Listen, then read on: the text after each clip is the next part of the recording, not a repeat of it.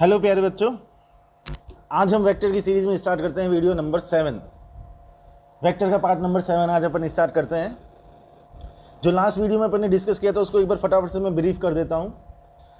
Last video में अपन ने एक बहुत इंपॉर्टेंट चीज डिस्कस की थी, सब्ट्रैक्शन ऑफ वेक्टर। मतलब एक वेक्टर में से दूसरे वेक्टर को घटाना, एक सदिश में से दूसरे सदिश को घटाना।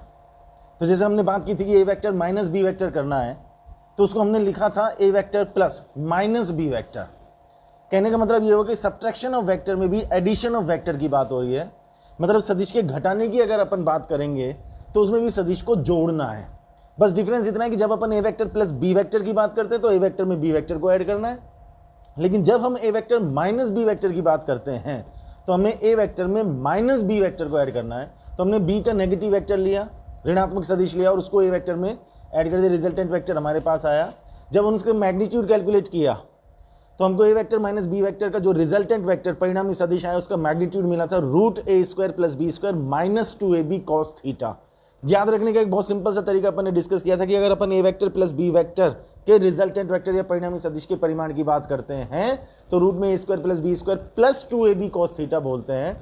जब अपन A vector minus B vector के लिए बात करते हैं तो रूट में A square plus B square minus 2ab cos theta बोलते हैं। तो हमने सिंपली ऐसे याद रखा था कि जब ए वेक्टर प्लस बी वेक्टर किया तो 2ab cos थीटा से पहले प्लस आया, जब हमने ए वेक्टर माइनस बी वेक्टर किया तो 2ab cos थीटा से पहले माइनस आया। ठीक है, तो इस तरह से अपन ने सब्ट्रैक्शन ऑफ वेक्टर की बात की थी। एक वेक्टर में से दूसरे वेक्टर को इजीली सब्ट्रैक्ट किया जा सकता है। आज के वीडियो में भी हम एक बहुत इंपॉर्टेंट चीज डिस्कस करने वाले हैं, रिजोल्यूशन ऑफ वेक्टर। ठीक है, बहुत इंपॉर्टेंट टॉपिक है, आगे बहुत काम में आने वाला है, रिजोल्यूशन ऑफ वेक्टर। ठीक है बेटा, हिंदी में हम इसको कहेंगे सदिश का वियोजन। अब इसको है ना बहुत ध्यान से समझना है कि एक्चुअल में इस चीज का मीनिंग क्या है। जैसे मैंने आपको स्टार्टिंग से बता रखा है कि किसी भी चीज की डेफिनेशन वगैरह के पीछे मत पड़ो, आप उसको समझने पर जाओ, आप उसके मीनिंग पर जाओ। तो रिजोल्यूशन ऑफ वेक्टर या सदिश के वियोजन का मतलब क्या है, पहले मैं थोड़ी सी बात करूंगा हिंदी में। वियोजन के साथ में ही एक वर्ड में बोल रहा हूं, संयोजन। ठीक है, तो संयोजन का मतलब होता है जोड़ना और वियोजन का मतलब होता है तोड़ना। कहने का मतलब हुआ कि दोनों एक दूसरे के अपोजिट है। संयोजित करने का मतलब हुआ जोड़ना, वियोजित करने का मतलब हुआ तोड़ना। ठीक है, तो रिजोल्यूशन ऑफ वेक्टर का एक्चुअल में मतलब क्या है, it is just opposite to the addition of vector. तो एडिशन ऑफ वेक्टर में क्या था, सदिशों के योग में क्या था, क्या हमने दो वेक्टर या तीन वेक्टर को ऐड किया, दो या दो से ज्यादा सदिशों को जोड़ा, हमको एज ए रिजल्ट परिणामी सदिश के रूप में एक वेक्टर मिला था, एक सदिश मिला था आर वेक्टर मिला था। तो वहां पर दो तीन चार कई वेक्टर्स को ऐड करने के बाद, जोड़ने के बाद में एक वेक्टर आया। यहां उल्टा काम होगा, यहां एक वेक्टर को तोड़ेंगे, तोड़ने का मतलब एक वेक्टर को रिजॉल्व करेंगे, उसको वियोजित करेंगे, तो हमारे पास में दो तीन वेक्टर पैदा हो जाएंगे। तो resolution of vector is just opposite to the addition of vector. सदिश का वियोजन सदिश के संयोजन के ठीक विपरीत चीज है। अब रिजोल्यूशन ऑफ वेक्टर की जब बात आई, मतलब वियोजन की जब बात आई, तो दो तरह का रिजोल्यूशन डिसाइड किया गया। एक था 2 डायमेंशनल रिजोल्यूशन और एक था 3 डायमेंशनल रिजोल्यूशन। हिंदी में अगर बात करेंगे तो अपन कहेंगे द्विविमीय वियोजन, और इसका मतलब हुआ बेटा त्रिविमीय वियोजन। ठीक है, थोड़ा सा नाम को ध्यान से अगर अपन देखेंगे तो कुछ आइडिया अपन को मिलेगा। 2 डायमेंशनल रिजोल्यूशन, 3 डायमेंशनल रिजोल्यूशन, शायद कुछ ऐसी फीलिंग आ रही है कि 2 डायमेंशनल रिजोल्यूशन में शायद अपन को 2 वेक्टर मिलने वाले हैं। ठीक है, और 3 डायमेंशनल रिजोल्यूशन में अपन को 3 वेक्टर मिलने वाले हैं। राइट, तो पहले अपन बात करते हैं 2 डायमेंशनल रिजोल्यूशन मतलब द्विविमीय वियोजन की। उसके लिए अपन ने एक बहुत सिंपल सा एग्जांपल लिया कि मान लो हमारे पास में ये दो एक्सिस हैं, एक्स और वाई, मतलब अपन बात कर रहे हैं एक्स वाई प्लेन की, है ना। बहुत ध्यान से समझना अब इसको, हम एक्स वाई प्लेन ले रहे हैं और एक्स वाई प्लेन में हमारा एक वेक्टर है भाई, ये हमारा एक वेक्टर है, नाम उसका ए वेक्टर। ये हो गया हमारा ओरिजिन या मूल बिंदु हो, ये हो गया इसका सिर मतलब हेड। अब हम इसको रिजॉल्व करना चाहते हैं, मतलब इसको तोड़ना चाहते हैं और दो वेक्टर पैदा करना चाहते हैं। तो उसका तरीका क्या है, मान लो इसका एक्स एक्सिस के साथ में एंगल थीटा है, वाई के साथ में भी थीटा मान सकते हो। हमको तो कॉन्सेप्ट समझना क्या है। तो हमने क्या किया बेटा, हमने इसका जो हेड है ना उससे दो परपेंडिकुलर डाले, दो लंबवत। क्या, एक तो वाई एक्सिस पर डाल दिया और एक हमने डाल दिया कहां पर, एक्स एक्सिस पर। ये दो परपेंडिकुलर, दो लंब अपन ने ड्रॉ कर दिए।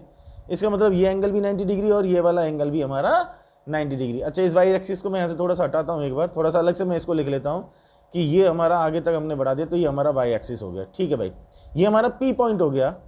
इस पॉइंट को हमने क्यू मान लिया और इस पॉइंट को हमने आर मान लिया, उल्टा मान लो, कैसे भी मान लो। ठीक है भाई, दो परपेंडिकुलर हमने ड्रॉ कर दिए। अब हमने ध्यान से देखा तो ऐसे दो परपेंडिकुलर मतलब दो लंब डालने के बाद हमारे पास में एक समांतर चतुर्भुज बना, पैरेललोग्राम। आप देख करके सोचेंगे नहीं सर ये तो रेक्टेंगल है, एक आयत है। बेटा जो रेक्टेंगल या आयत होता है that is a form of parallelogram. समांतर चतुर्भुज की ही एक फॉर्म है आयत।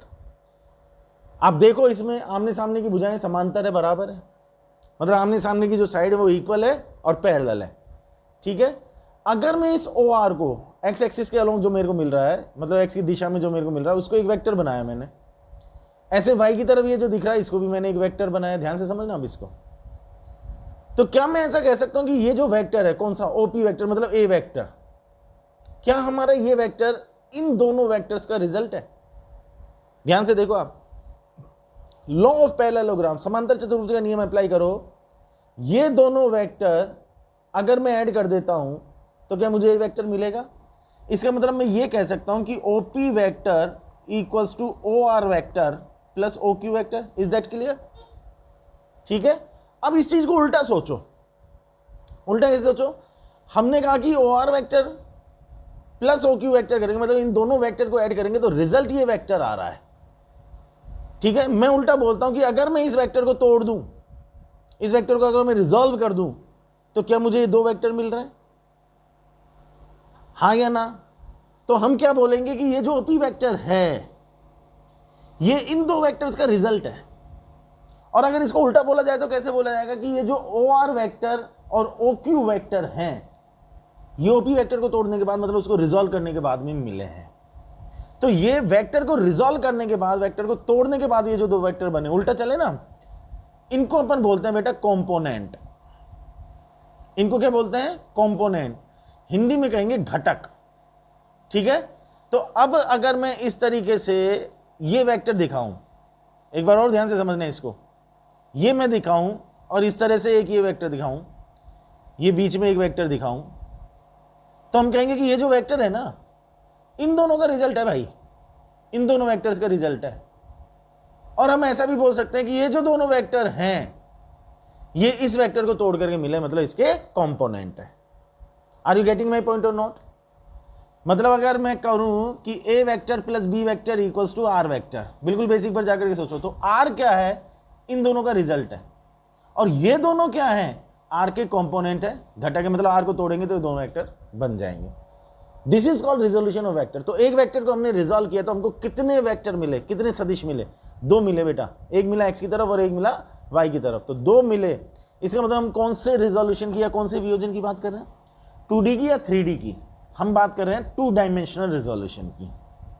ठीक है, अब जो हमें एक्स की तरफ मिला उसको हमने नाम दे दिया ए एक्स वेक्टर। लॉजिक है इसके पीछे, ये कंपोनेंट या घटक है किसका?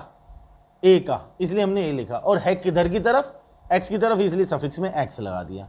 ऐसे वाई की तरफ जो मिला उसको हमने क्या नाम दे दिया बेटा? A Y vector. तो अब हम लिख सकते हैं कि A vector equals to A X vector plus A Y vector. Is that clear? ये दोनों वेक्टर क्या हैं? ये ए के कंपोनेंट घटक है। ए एक्स कौन सा है? एक्स की तरफ वाला कंपोनेंट। ए वाई कौन सा है? वाई की तरफ वाला कंपोनेंट। ठीक है, अच्छा इसको अब हम थोड़ा सा और सिंप्लीफाई करते हैं। अगर हमको याद हो तो हमने एक्स की तरफ यूनिट वेक्टर या एकांक सदिश लिया था आई कैप, क्या याद है अपन को? और वाई की तरफ एक यूनिट वेक्टर या एकांक सदिश लिया था जे कैप। ठीक है, अब मैं अगर ए एक्स वेक्टर की बात करूं तो मुझे एक एक्सप्रेशन और याद आ रहा है कि हमने लिखा था कहीं कि A vector equals to mod A cap. कहने का मतलब कि एक वेक्टर का मैग्नीट्यूड मतलब उसका परिमाण मालूम है, उसकी दिशा में एकांक सदिश या यूनिट वेक्टर मालूम है, तो दोनों को मल्टीप्लाई कर दो तो वेक्टर बन जाएगा। मैं ए एक्स वेक्टर के लिए बात कर रहा हूं, उसका मैग्नीट्यूड कितना है, परिमाण कितना है, उसका परिमाण ए एक्स। यस और नो? यस। और एक्स के डायरेक्शन में यूनिट वेक्टर या एकांक सदिश क्या है? आई कैप। तो मैग्नीट्यूड मतलब परिमाण को यूनिट वेक्टर मतलब एकांक सदिश से मल्टीप्लाई किया तो हमको ये वेक्टर मिल गया। मतलब मैंने ये वाली चीज अप्लाई की है, ध्यान से समझ लो। तो मैग्नीट्यूड को यूनिट वेक्टर से मल्टीप्लाई किया परिमाण को एकांक सदिश से मल्टीप्लाई किया, हमको वेक्टर मिल गया। इसी तरह से अगर अपन y के लिए बात करें तो A Y vector equals to A Y J cap. Is that clear to everybody? तो हमने इस ए एक्स वेक्टर और ए वाई वेक्टर लिख दिया। अब हम ए वेक्टर को क्या लिखेंगे? A vector equals to A X I plus A Y J. ये वो फॉर्म मैंने आपके सामने लिख दी जिस फॉर्म में अपन को जनरली वेक्टर लिखा हुआ मिलता है। जनरली इस फॉर्म में वेक्टर अपन को लिखा हुआ मिलता है। तो याद रखना, आई के साथ जो होगा वो हमेशा एक्स वाला कंपोनेंट या घटक होगा, जे के साथ जो होगा वो हमेशा वाई वाला कंपोनेंट या घटक होगा। ये कंफर्म है, ठीक है। तो ये हो गया हमारा वेक्टर को लिखने का तरीका, ठीक है साहब।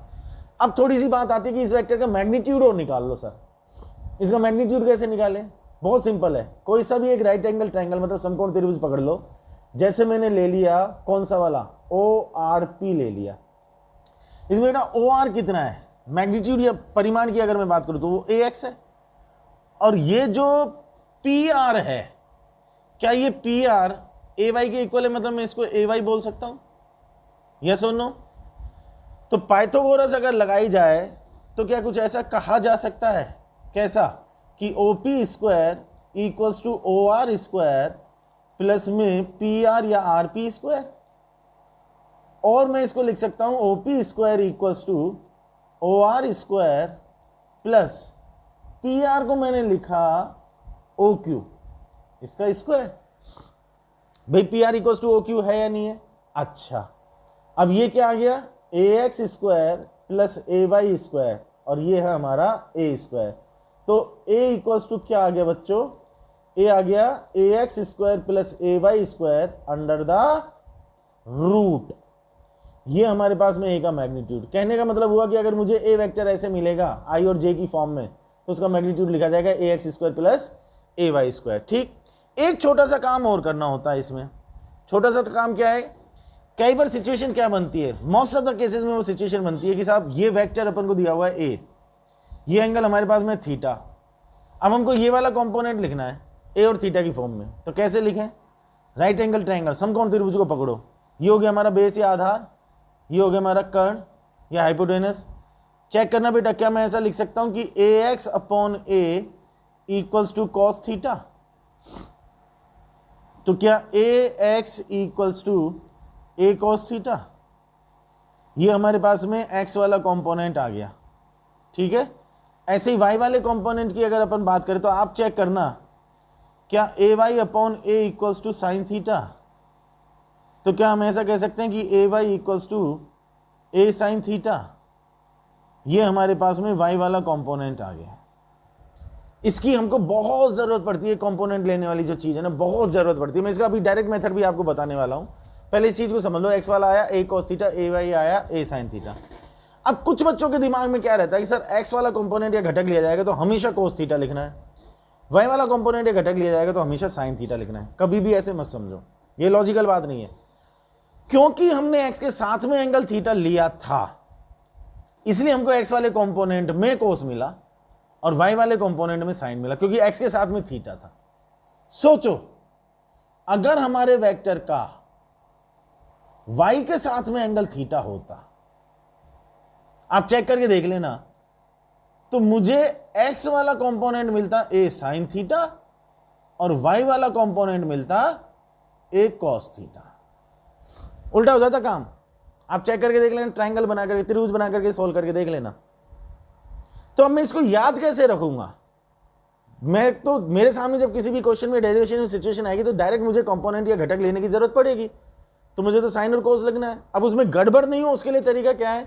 आप एक बहुत सिंपल सी बात दिमाग में रखो कि हमारा वेक्टर जिस लाइन के साथ में, जैसे इस केस में मैं बात करूं, हमारा वेक्टर इस लाइन के साथ में थीटा बना रहा है ना ये, तो जिसके साथ में थीटा बनाए ना उधर के कंपोनेंट में कोस लगा दो, ठीक है। अब इसको अगर आप ऐसे याद रखो तो थोड़ी सी हिंदी वाली बात है, को फॉर कोण और को फॉर कोस, मतलब जिसके साथ कोण एंगल उसकी तरफ कोस, तो दूसरी साइड में साइन आना ही है। Are you getting my point? जैसे मैं आपसे कह दूं कि ये हमारा वेक्टर, अब इस चीज को अप्लाई करके देखना आप। मैंने कहा कि यार ये थीटा है, तो जिसके साथ में कोण उधर की तरफ आ गया कोस, तो अपन इधर लिख देंगे ए कॉस थीटा, और दूसरी साइड में इधर क्या लिख देंगे बेटा, ए साइन थीटा। अगर ये थीटा होता तो हम इधर लिखते ए कॉस थीटा, और इधर क्या लिखते, A sine theta. Are you getting my point? ये कंपोनेंट को लिखने का तरीका। तो ये हमारे 2 डायमेंशन रिजोल्यूशन की बात है, जिसमें इंपॉर्टेंट रिजल्ट ये आए कि A vector equals to A X I plus A Y J, और ए का मैग्नीट्यूड है root A X square plus A Y square. X के साथ में अगर एंगल थीटा है तो उधर के कंपोनेंट में ए कॉस थीटा, दूसरे वाले में वाई वाले कंपोनेंट में ए साइन थीटा। अगर वाई के साथ में थीटा है तो वाई वाला कंपोनेंट बोलेंगे ए कॉस थीटा, और एक्स वाला कंपोनेंट बोलेंगे ए साइन थीटा। ये हुआ हमारा 2 dimension resolution. Is that clear? देखना इसको एक बार अच्छी तरह से। अब अपन बात करते हैं 3 डायमेंशनल रिजोल्यूशन की। ठीक है, 3 डायमेंशनल रिजोल्यूशन में थोड़ा सा 3D की मैं बात करूंगा, कोई टेंशन लेने की जरूरत नहीं है। आप ध्यान से बस इसकी चीज को देखना और थोड़ा सा इमेजिन करना। आप एक बार अगर इसको इमेजिन कर जाओगे तो ये चीज बहुत सिंपल है। ठीक है, पहले मैं एक पूरा एक डायग्राम बना रहा हूं जिसमें थोड़ा सा टाइम लगना है। आप इसको ध्यान से देखते रहो बस, फिर मैं इसको एक्सप्लेन कर दूंगा। ये कुछ मैंने क्यूबॉइड या क्यूब जैसी चीज बनाई है, घन घनाभ जैसी, ठीक है ना। इसको मैंने एक्स एक्सिस माना, इसको मैंने वाई एक्सिस माना, इसको मैंने जेड एक्सिस माना। ये मेरा ओरिजिन या मूल बिंदु, ठीक है साहब। ये हमने बनाया, ये पी पॉइंट आ गया हमारा, ये ए वेक्टर आ गया, ये हमने क्यू पॉइंट मान लिया भैया, और एक हमने इस तरह से मिला दिया, ये आर पॉइंट मान लिया भैया, ये एस पॉइंट मान लिया भैया, और ये टी पॉइंट मान लिया भैया। ठीक है भाई। अब एक्चुअल में सिचुएशन क्या है, सिचुएशन को थोड़ा सा समझना कि मतलब एक डिब्बा है ना, चौक का डिब्बा आपने देखा होगा तो क्यूब जैसा। तो उसमें एक्चुअल में ये जो ए वेक्टर है, ये ए वेक्टर क्या एक्स वाई प्लेन में है? नहीं, उस डिब्बे का एक कोना ये है और एक कोना उसके सामने डायगोनली विकर्ण रूप से सामने, मतलब इस स्क्रीन से थोड़ा सा ऐसे बाहर टेढ़ा निकलता हुआ। Are you getting my point? Screen से बाहर की तरफ थोड़ा सा टेढ़ा निकलता हुआ। ये स्क्रीन में नहीं है ए वेक्टर, मतलब एक्स वाई प्लेन में नहीं है। ये ए वेक्टर थोड़ा सा टेढ़ा है, बाहर की तरफ निकलता हुआ। अब हमने क्या किया बेटा कि इसका जो हेड है ना पी, उससे 2 परपेंडिकुलर ड्रॉ किए। एक परपेंडिकुलर अपन इधर नीचे की तरफ ड्रॉ कर रहे हैं, कहां पर जाकर के मिलेगा, वो एक्स जेड प्लेन पर मिल रहा है। एक्स जेड प्लेन समझ लो आप कौन सा है, टेबल आपकी, जिस टेबल पर आपका लैपटॉप कंप्यूटर कुछ भी रखा हुआ है, उस टेबल का जो प्लेन है वो एक्स जेड है। तो पी से अपन ने एक परपेंडिकुलर नॉर्मल ड्रॉ किया, मतलब लंब डाला, वो आकर के एक्स जेड प्लेन से क्यू पॉइंट पर मिल गया।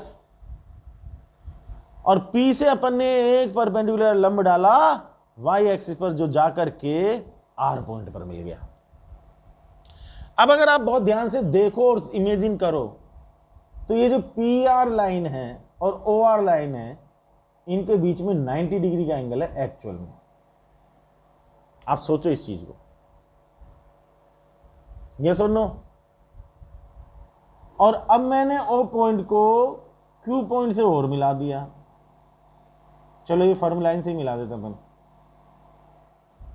तो अब ध्यान से देखना, ओ क्यू और पी क्यू के बीच में, ओ क्यू कहां है, एक्स जेड प्लेन में, और पी क्यू क्या है, वर्टिकल, ऊर्ध्वाधर।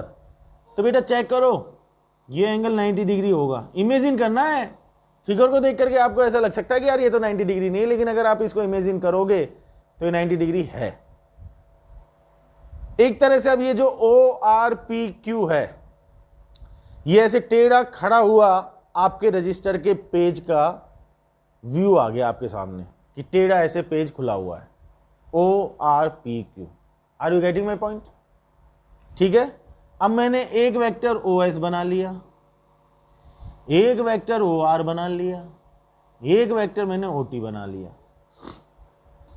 ये जो हमारा पैरेललोग्राम है समांतर चतुर्भुज कौन सा, ओ आर पी क्यू। इसमें अगर ध्यान से देखें तो ये जो ओ क्यू वेक्टर और ओ आर वेक्टर है, क्या इन दोनों का रिजल्ट ओ पी वेक्टर है? तो हम क्या लिखेंगे, ध्यान से देखना, हम लिखेंगे O P vector equals to O Q vector plus O R vector लिखेंगे। हमको एक पैरेललोग्राम समांतर चतुर्भुज और दिखाई दे रहा है XZ प्लेन में। ध्यान से देखो, OSQT। क्या उसमें हम ये कह सकते हैं कि ये जो OS वेक्टर और ये जो OT वेक्टर है, इन दोनों का रिजल्ट ये OQ वेक्टर है? By the law of parallelogram, समांतर चतुर्भुज का नियम। तो क्या मैं ऐसा लिख सकता हूं कि OQ vector equals to OS vector plus OT vector? इसको मान लो नंबर 1 और इसको मान लो नंबर 2। अब ये जो OQ वेक्टर है इसको ये लिख सकते हैं हम यहां पर। तो फर्स्ट इक्वेशन में क्या आया, OP vector equals to, OQ vector को क्या लिख दें, OS vector plus OT vector plus OR vector. ठीक है बेटा। अब इसको ध्यान से देखो तो कंपोनेंट वाली बात, 3D डायमेंशनल रिजोल्यूशन वाली बात, मेन बात वो किस तरह से आ रही है। क्या हम ऐसा कह सकते हैं कि OP वेक्टर के दो कंपोनेंट या दो घटक हैं जिनके नाम आप देखते रहे ना ध्यान से, OQ वेक्टर और OR वेक्टर है। फर्स्ट इक्वेशन से देख लो या हमारा जो डायग्राम बना हुआ है उससे देख लो। हम ऐसा कह सकते हैं ना कि ये जो दोनों वेक्टर हैं ये OP वेक्टर के कंपोनेंट या घटक है। फिर और थोड़ा सा आगे देखो कि OQ वेक्टर के फिर दो कंपोनेंट या घटक हैं, एक OS वेक्टर और एक OT वेक्टर। तो क्या हम ऐसा कह सकते हैं कि OP वेक्टर के फाइनली 3 कंपोनेंट या घटक हैं ये वाले? बोलो ये बात समझ में आई नहीं आई? भाई ऐसे समझो ना कि OP से 2 पैदा हुए, OQ और OR, फिर OQ से 2 पैदा हुए, OS और OT।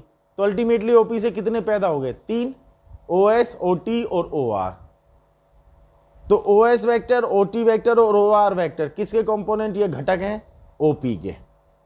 अच्छा, OS वाला कंपोनेंट ये घटक किधर की तरफ है, X की तरफ, अपन ने उसको नाम क्या दे दिया, AX। OR वाला किधर की तरफ है, Y की तरफ, नाम क्या दे दिया, AY। OZ वाला किधर है, सॉरी OT वाला Z की तरफ, तो AZ वेक्टर, और OP वेक्टर हमारा A है ही। तो क्या अब हम ऐसा लिख दें कि A vector equals to AX vector plus, यहां से लिख रहा हूं इस इक्वेशन में, OT वेक्टर को क्या लिख दें, AZ वेक्टर प्लस में AY वेक्टर। अच्छा, वेक्टर एडिशन में तो सीक्वेंस आगे पीछे कर लो, तो AX वेक्टर प्लस, थोड़ा सा सजा करके लिख दिया मैंने, AY vector plus AZ vector, इसको ले गया पीछे की तरफ। तो ये हमारे पास में A वेक्टर आ गया जिसके 3 कंपोनेंट, 3 घटक आ गए, X वाले, Y वाले और Z वाले। अब इसको I, J और K की भाषा में कैसे लिखें, डायरेक्ट लिख रहा हूं, ध्यान से देखना। AX वेक्टर को AXI लिख दिया, AY वेक्टर को AYJ लिख दिया और AZ वेक्टर को AZK लिख दिया। ये आ गया हमारे पास। बोलो ये बात क्लियर है यहां तक? तो ऐसे हमने वेक्टर को लिख दिया I, J और K की फॉर्म में। I के साथ वाला X का कंपोनेंट, J के साथ वाला Y वाला कंपोनेंट, K के साथ वाला Z का कंपोनेंट। अब थोड़ी सी बात इसके मैग्नीट्यूड की ओर कर लो। चलो जी मैग्नीट्यूड की बात कर लेते हैं। कैसे करें साहब, देखो ध्यान से, हमने ट्राइंगल लिया, त्रिभुज लिया OQP। क्या ये समकोण त्रिभुज राइट एंगल ट्राइंगल है? यहां पर 90 डिग्री है। इसमें अगर मैं पाइथागोरस लगाऊं तो OP square equals to OQ square, ध्यान से देखते हुए चलना, मैं कोई जल्दबाजी नहीं कर रहा हूं, प्लस में PQ स्क्वायर, और OP square equals to OQ square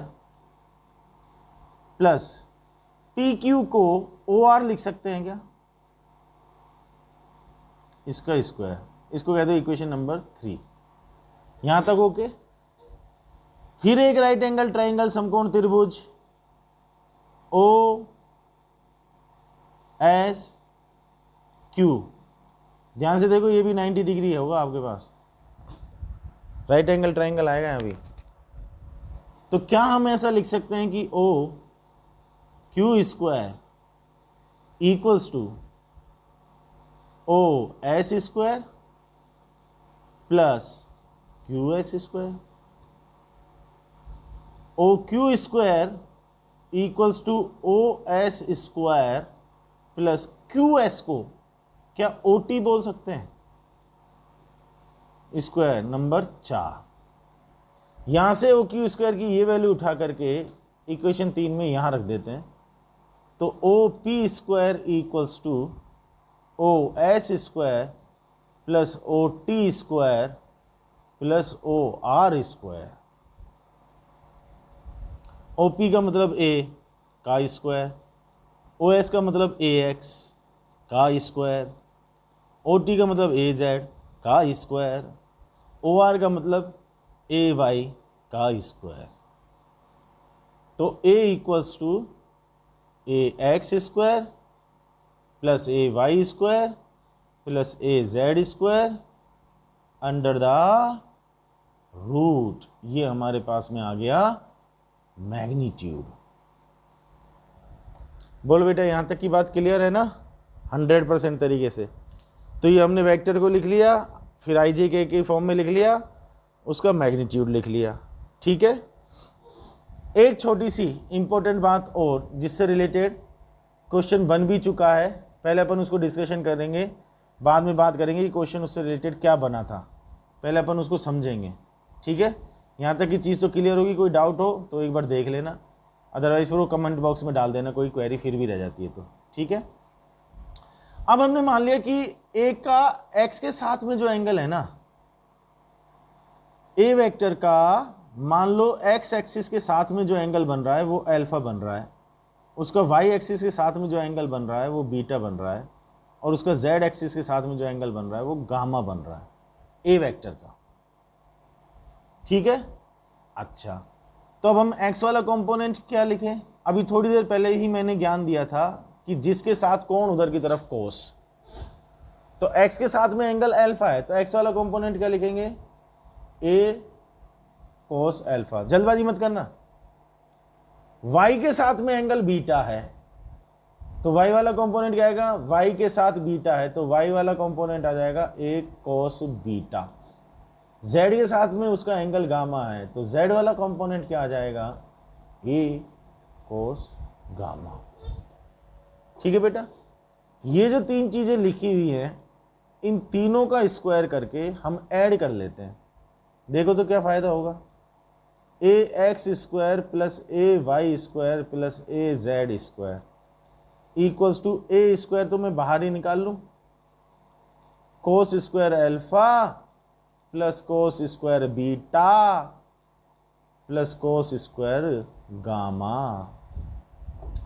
क्या इसको यहां से ए स्क्वायर लिखा जा सकता है? लिखा जा सकता है सर। तो A square equals to A square bracket में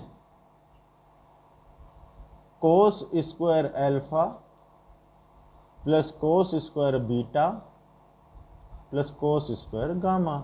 ये मर गया भाई।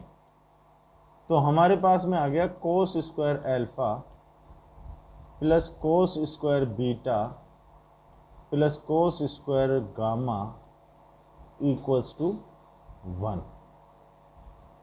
ये जो बेटा कोस अल्फा, कोस बीटा और कोस गामा है ना, इनको हम बोलते हैं दिक्कोज्याए।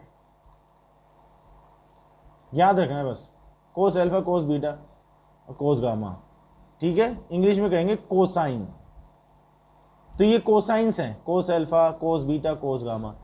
तो कोसाइंस का जो स्क्वायर है, ये स्क्वायर है, कोसाइंस का जो स्क्वायर है उनका जो टोटल है दैट इज इक्वल्स टू 1। दिक्कोज्याओं के वर्गों का योग 1 प्राप्त होता है, कोसाइंस के स्क्वायर का जो टोटल है वो 1 मिलता है। ये एक रिलेशन है। नीट में एक बार इससे रिलेटेड सवाल आया था।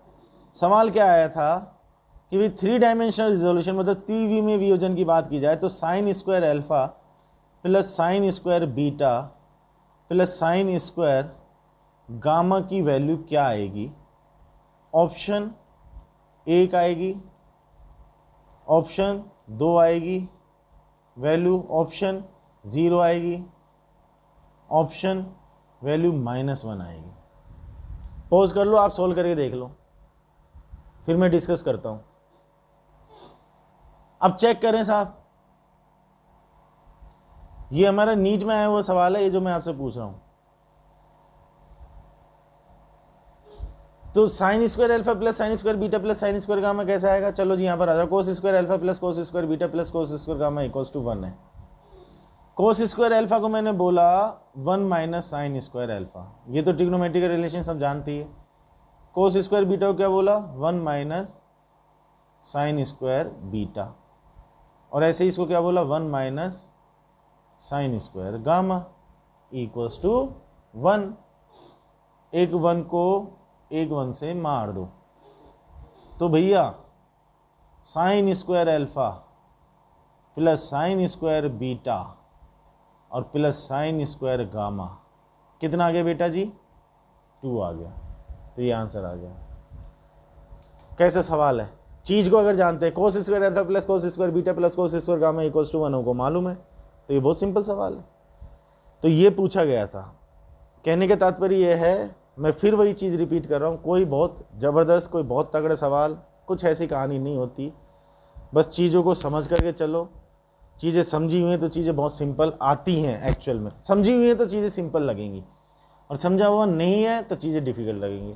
इसलिए हर चीज़ को समझ करके चलो। तो ये 2 डायमेंशन और 3 डायमेंशन रिजोल्यूशन मैंने आपको बताया। 3 डायमेंशन रिजोल्यूशन में थोड़ी बहुत आपको इमेजिन करने में प्रॉब्लम आ सकती है, ऐसा मैं मान रहा हूँ। बाकी आप इसको एक बार इमेजिन करना, रिपीट करके इस वीडियो को देखना। इमेजिन कर लोगे तो ये बहुत सिंपल है, आपको समझ में आ जाएगा। फिर भी अगर कोई प्रॉब्लम रहती है, कोई क्वेरी आपकी रहती है, कमेंट बॉक्स में उसको डाल देना, मैं उसके रिप्लाई करूँगा, ठीक है। और फीडबैक तो आपको देना ही है। सब्सक्राइब किया नहीं है चैनल को तो करना ही है। वो सारी चीज़ें मुझे रिपीट करने की ज़रूरत नहीं है, बस आप तो वीडियो को ध्यान से देखिएगा और पूरा वीडियो का फ़ायदा उठाइएगा, ठीक है। नेक्स्ट वीडियो में जो हम डिस्कस करेंगे वो होगा प्रोडक्ट ऑफ वेक्टर। 2 तरह के प्रोडक्ट होते हैं, स्केलर और वेक्टर, अदिश गुणनफल और सदिश गुणनफल। वो नेक्स्ट वीडियो में अपन डिस्कस करेंगे। इस वीडियो को ध्यान से देखना, और पीछे की कोई चीज़ अगर क्लियर नहीं है तो पीछे के वीडियोस का रेफरेंस ले लेना, उनको चेक कर लेना, ठीक। जल्दी आपसे फिर मुलाकात करते हैं, नेक्स्ट वीडियो में मिलते हैं। Till then thank you very much, take care, see you.